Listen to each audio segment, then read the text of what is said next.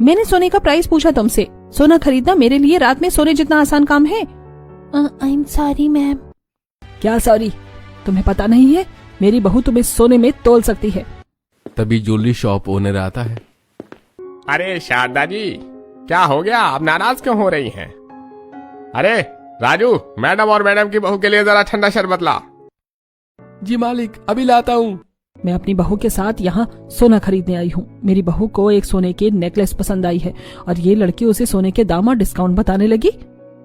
सोने के दाम 2 गुना बढ़ जाए या 10 गुना बढ़ जाए, मैंने आज तक कभी दाम पूछकर सोना नहीं लिया है। अपनी सेल्स गर्ल्स को मेरे बारे में बता दीजिए। मिताली की बात सुनकर सुनार सेल्स गर्ल से, अरे बेवकूफ लड़की, जब उन्होंने तुमसे सोने के दाम नहीं पूछे तो तुम्हें क्या जरूरत है दाम और डिस्काउंट बताने की? तुम्हें पता नहीं मिताली जी शारदा जी की बड़ी बहू और शहर के सबसे बड़े बिल्डर की बेटी हैं। माफ कीजिए, मुझे पता नहीं था। अच्छा ठीक है, अब तो मुंह मत लटकाओ। मुझे एक अच्छी सी सोने की ब्रेसलेट दिखाओ, 24 कैरेट। सेल्स गर्ल सोने के ब्रेसलेट निकालती है। मुझे ये कर्व चेन वाली ब्रेसलेट पसंद है, इसे पैक कर दो। और मैंने जो सोने का हार और कमरबंद लिया है उसे भी पैक कर दो। पेमेंट मैंने पहले ही कर दी है। जी मैम। मम्मी जी, गाड़ी मंगवाइए। मिताली देखती है शारदा एकटक शोरूम में लगे एक 9 लाख हार और एक सोने के नेकलेस सेट को देख रही होती है। क्या हुआ मम्मी जी, जल्दी चलिए। मिताली बहू, जरा उस सोने के 9 लाख के हार को तो देख, कितना सुंदर लग रहा है।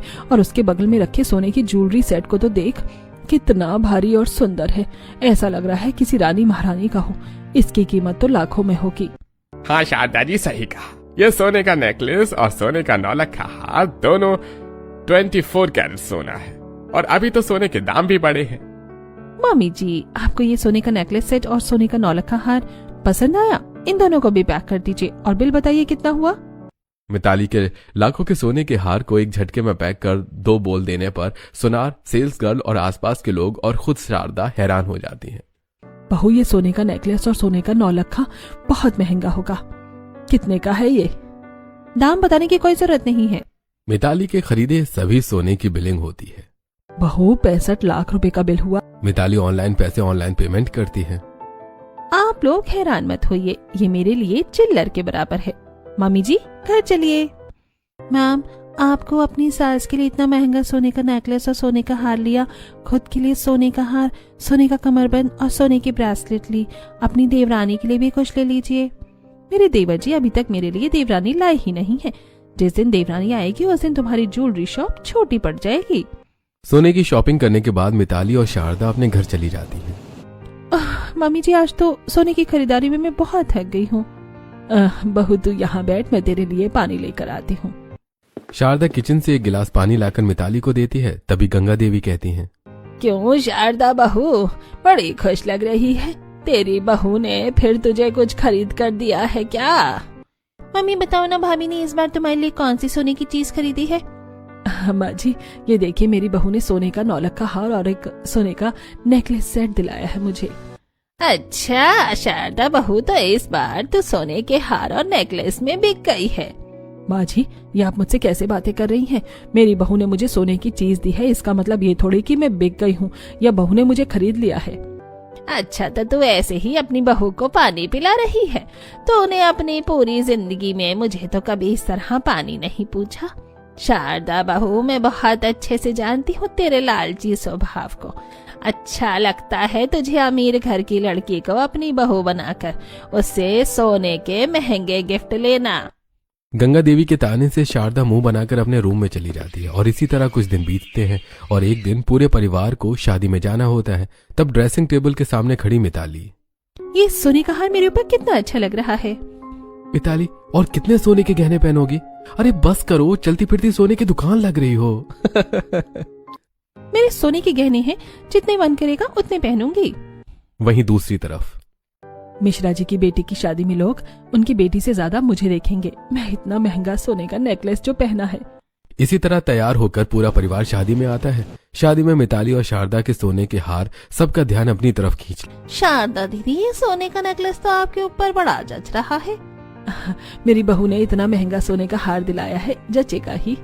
वहीं दूसरी तरफ मिताली से कुछ बहुएं, कुछ भी कहो मिताली, तुमने जितने सोने के गहने पहने हैं सब एक से बढ़कर एक हैं और तुम्हारा कमरबंद तो लाजवाब है। मुझे सोने की जो चीज पसंद आती है मैं तुरंत खरीद लेती हूँ। अभी तो ये डिजाइन लॉन्च ही हुआ था और मैंने खरीद लिया। हमारी भाभी है ही बेस्ट। शादी में सभी बहुएं और सास मिताली और शारदा के सोने के गहनों की तारीफ कर रहे थे। वहीं दूसरी तरफ कुर्सी पर खड़ी होकर दरवाजे पर फूल लगा रही गरीब कनक को दो लड़के परेशान कर रहे थे। हे भगवान, अभी सभी दरवाजों को सजाना है और मुझसे एक भी दरवाजा नहीं सजा है। अरे जाने मन, तू बोले तो तेरी जगह तेरा काम मैं कर देता हूँ। खुद का काम कर ले पहले, काम चोर। अरे कनक, तू खुद गुलाब है तो क्या शादियों में फूल लगा दिया है? हमारे साथ चल, तुझे फूलों से भर देंगे। लड़कों को कनक को परेशान करते देखकर नवीन आता है। हे, ज्यादा आशिकी सूझ रही है, बुलाओ अभी तुम्हारे मालिक को। ये कौन है? कनक नवीन को देखती है, तभी डगमगाकर कुर्सी से नवीन के ऊपर गिर जाती है। अरे अरे अरे अरे, माफ कीजिएगा, कुर्सी हिल गई थी। दोनों खड़े होते हैं। अरे संभल कर। माफ कीजिएगा, कुर्सी हिल गई थी।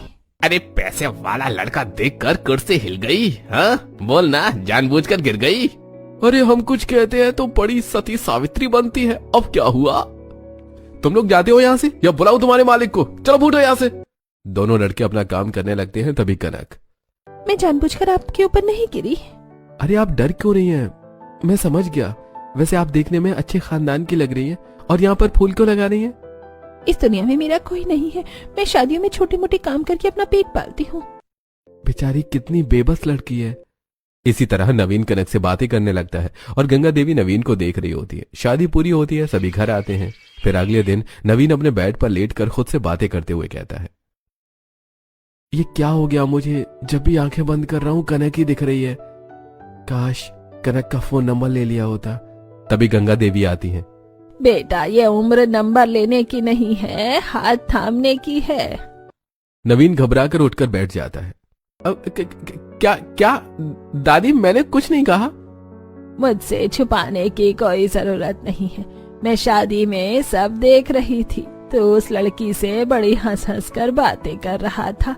क्यों, पसंद है ना तुझे वो लड़की? सच बोल। हाँ दादी।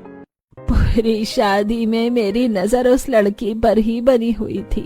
बड़ी मेहनती और नेक दिल की लड़की है। चल तेरी माँ और पापा से तेरी शादी की बात करती हूँ। कनक गरीब लड़की है, माँ नहीं मानेगी।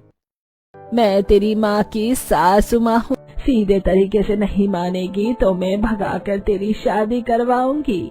दोनों दादी पोता सभी के पास हॉल में आते हैं। सुनो सब कोई, मैंने अपने पोते के लिए एक लड़की पसंद की है। कनक नाम है। माँ तुमने पसंद की है तो अच्छी ही होगी।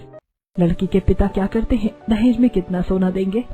तूने अपने बेटे को सोने के बदले बेचने के लिए पैदा किया है। एक बेटे को तो बेच दिया, दूसरे को भी बेचेगी क्या? माँ, कनक का इस दुनिया में कोई नहीं है। शादियों में काम करके अपना गुजारा करती है, पर दिल की बहुत अच्छी लड़की है, मुझे बहुत पसंद है। नहीं नहीं, तेरी शादी मैं किसी अमीर घर की लड़की से कराऊंगी। अरे भाग्यवान, एक बेटे की शादी तो तुमने अपनी पसंद से करवाई है, दूसरे को अपनी पसंद की लड़की से शादी करने दो ना। नहीं, हरगिज़ नहीं। मेरे पोते की शादी कनक से ही होगी। मैं भी देखती हूँ कौन रोकता है। अगले दिन गंगा देवी सुबह सुबह नवीन और जगमोहन के साथ कनक के घर आती है। आप लोग यहाँ? बेटी, मैं अपने पोते के लिए तेरा हाथ मांगने आई हूँ। क्या क्या क्या, क्या कहा आपने? बेटी, हमें और हमारे बेटे को तुम बहुत पसंद हो। हम तुम्हें अपने घर की बहू बनाना चाहते हैं। हाँ कह दे बेटी, तुझे एक परिवार मिल जाएगा और हमें अपनी पसंद की बहू। ठीक है दादी जी। गंगा देवी और जगमोहन एक मंदिर में नवीन और कनक की शादी करवा देते हैं। कहा था ना, भागकर तेरी शादी करवा दूंगी। शादी होने के बाद सभी घर आते हैं। मैं नहीं मानती इस शादी को। आप लोगों ने धोखा दिया है मुझे। अरे अब शादी हो गई है तो मुस्कुराते हुए अपनी छोटी बहू को अपना लो। गरीब देवरानी, इसका मतलब मुफ्त की नौकरानी। इसे तो एक सोने की चेन में ही खरीद लूंगी। मामी जी, देवर जी अपने लिए अपनी पसंद से ही शादी करी है, तो गरीब देवरानी भी चलेगी, मान जाइए आप। शारदा मुंह बनाकर नवीन और कनक का गृह प्रवेश करवाती है। फिर बक्सा खुलवाई रस्म में। बड़ी भाभी आई थी, हमारे लिए इतना कुछ लेकर आई थी, पर छोटी भाभी तो सिर्फ एक बक्सा लेकर आई है। क्या ही होगा इस बक्से में? हम नहीं खोलेंगे ये बक्सा। तुम्हारी माँ ने तुम्हें भी लालची बना दिया है। बहू का बक्सा खोलो। मैंने अपनी ननद के लिए कपड़े लिए हैं। आप दोनों बक्से खोलिए, इस बक्से में कपड़े हैं। होंगे कोई सस्ते से सूट सलवार। कृतिका और ऋतिक मुंह बनाकर बक्सा खोलते हैं। बक्से में कनक के 2-3 जोड़ी कपड़े और उसके माता पिता की तस्वीर और ऋतिक कृतिका के लिए एक एक जोड़ी कपड़े होते हैं। ये कपड़े तुम्हारे पर बहुत अच्छे लगेंगे। अब तुम दोनों अपनी भाभी को कमरे में पहुंचाओ। सोने के कंगन होती तो भी जरूर जाती, हम लोग पहुंचाने इनको। भाभी आप खुद ही चली जाइए। तुम मेरे साथ चलो। नवीन कनक और कनक का बक्सा लेकर अपने कमरे में आता है। कनक, मेरी बहनों की बात का बुरा मत मानना, तुम बस मम्मी का दिल जीत लो।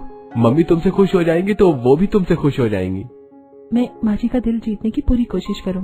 नवीन और कनक थोड़ी बातें करते हैं और फिर सो जाते हैं। और फिर अगली सुबह कनक रसोई में। अपनी पहली रसोई में इतना जबरदस्त खाना बनाऊंगी, माँ जी तो खुशी हो जाएंगी। कनक सबके जागने से पहले ही सभी के लिए नाश्ता बनाकर तैयार कर देती है और घर की साफ सफाई भी कर लेती है। वहीं दूसरी तरफ मिताली सो रही होती है। मिताली, कम से कम मुझे कॉफी तो दे दो। मैं कॉफी मशीन हूँ जो तुम्हें कॉफी दे दो? मैं कल पार्लर में बहुत थक गई थी। हे भगवान, ये औरत पार्लर में बैठकर थक जाती है। अभिषेक अपने कमरे में बाहर आता है। डाइनिंग टेबल पर सभी बैठकर नाश्ता कर रहे होते हैं। अरे, इतनी सुबह नाश्ता किसने बना दिया? तेरी बीवी तो बनाएगी नहीं और वो सो रही होगी, तो तेरी बीवी की देवरानी ने बनाया है। जी, ये आपकी कॉफी, वो मैंने आपकी आवाज सुन ली थी। Thank you. एक कप अपनी जिठानी को भी दे दो। ऐसे थैंक यू कहने की क्या जरूरत है? एक सोने का कंगन तक नहीं लाई है और घर के काम तो करेगी ही ना। सभी नाश्ता करते हैं और अपने अपने काम पर चले जाते हैं। वहीं कनक कॉफी लेकर अपनी जिठानी के पास आती है। जिठानी जी उठिए, आपकी कॉफी। मिताली उठकर बैठती है और कॉफी पीते हुए। वाह, मेरी गरीब देवरानी, कॉफी तो बहुत अच्छी बनाई है। आज से रोज सुबह इसी टाइम पर मुझे कॉफी दे जाना। जी ठीक है जिठानी जी। ऐसे कुछ दिन बीतते हैं। कनक अपने परिवार का दिल जीतने के लिए घर का सारा काम करने लगती है। ऐसे ही एक दिन कनक कपड़े धो रही होती है। तब कनक, तुम अपने कपड़े धो रही हो ना, तो जरा मेरे कपड़े भी धो दो प्लीज। धो दूंगी जिठानी जी। तभी शारदा ढेर सारे कपड़े लेकर आती है। ले, इन कपड़ों को भी धो दे साथ में। माँ जी, इतने सारे कपड़े मैं अकेले कैसे धोऊंगी? वॉशिंग मशीन में धो देती हूँ। तुझे पाल रही हूँ, ये क्या कम है? अब मैं वॉशिंग मशीन का बिल भी भरूं? सारे कपड़े हाथ से धोना। फिर शारदा और मिताली चली जाती हैं और कनक कपड़े धोने लगती है। 2 घंटे लगातार कनक सारे कपड़े धो लेती है और कपड़ों को छत पर सूखने के लिए डाल देती है। आज तो हड्डी पसलियां सब एक हो गई, अब मुझसे कुछ काम नहीं होगा। तभी मिताली और शारदा आती हैं।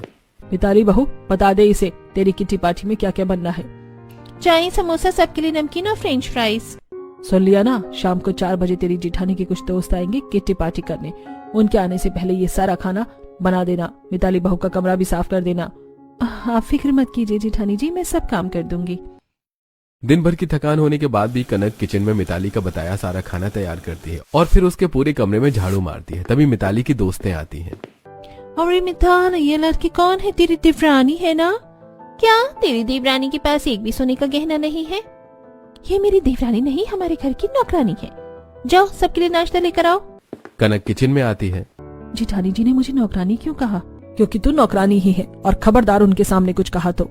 कनक नाश्ता लेकर मिताली के कमरे में आती है। मिताली अपने सोने के गहने अपने दोस्तों को दिखा रही होती है। तुम्हारी हिम्मत कैसे हुई मेरे कमरे में आने की? निकलो मेरे कमरे से। कनक उदास चेहरा लिए मिताली के कमरे से बाहर आ जाती है। ऐसे कुछ दिन बीतते हैं। कनक देवरानी से अपनी जेठानी की नौकरानी बन जाती है। और फिर एक दिन, हैप्पी बर्थडे मेरी प्यारी वाइफ जी। हैप्पी बर्थडे कनक। आपको याद था मेरा जन्मदिन? याद भी है, और तुम्हारे लिए गिफ्ट भी ले आया हूँ। नवीन कनक को गिफ्ट में सोने का हार देता है। सोने का हार? अरे, तुम्हारा खाली गला मुझे बिल्कुल पसंद नहीं, तुम ये हार पहनो। Okay bye. नवीन कनक को सोने का हार देकर चला जाता है। तभी शारदा और मिताली कमरे में आती है। अच्छा, तो ये तेरी प्लानिंग है, मेरे बेटे को लूटना चाहती है। ला, दे इधर। शारदा कनक को थप्पड़ मारकर सोने का हार ले लेती है। माँ जी, आप मुझसे इतनी नफरत क्यों करती हैं? क्या करती है मेरी? तेरी वजह से न जाने मेरा कितने का नुकसान हो गया, और कितनी बड़ी गलती चाहिए तुझे। आप लोग मेरे साथ ऐसा व्यवहार क्यों करते हैं? तेरे जैसी लड़की है उसी के लायक है, इसीलिए। शारदा और मिताली कमरे से चली जाती हैं और कनक अपने माता पिता की तस्वीर लेकर रोने लगती है। माँ, पापा, आप दोनों मुझे छोड़कर क्यों चले गए? अगर आज आप लोग जिंदा होते तो। तभी कनक का फोन बजता है। कनक फोन उठाती है। क्या मेरी बात कनक जी से हो रही है? हाँ बोलिए। बेटी, मेरा नाम मिथिलेश है, एक पता लिखो। कनक एड्रेस नोट डाउन करती है। ये एड्रेस आपने मुझे क्यों दिया है? मेरे पास तुम्हारी एक अमानत है, कल सुबह आकर उसे ले जाओ। अगली सुबह कनक मिथिलेश के दिए पते पर आती है, जो एक पुराना बंगला होता है। दरवाजे पर सिक्योरिटी गार्ड होता है, जो कनक को बोलता है, अरे झूठ बोलती है, मालिक किसी को मिलने नहीं बुलाते हैं। आपके मालिक ने ही मुझे यहाँ बुलाया है। तभी बंगले की खिड़की से मिथिलेश, अरे बहादुर, आने दो उन्हें। कनक मिथिलेश के वर्करूम में आती है। दोनों आमने सामने चेयर पर बैठे हुए होते हैं और एक फाइल सामने रखी होती है। मेरा तो इस दुनिया में कोई नहीं है, फिर आपके पास मेरी कौन सी अमानत है?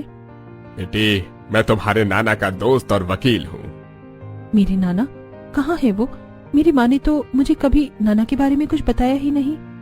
वो इसीलिए बेटी, क्योंकि तुम्हारी माँ ने तुम्हारे नाना के खिलाफ जाकर तुम्हारे पापा से शादी की थी। तुम्हारे नाना इस शहर के सबसे बड़े रईस थे। वह यूं था कि पिताजी, मुझे आपकी संपत्ति का कोई लालच नहीं है।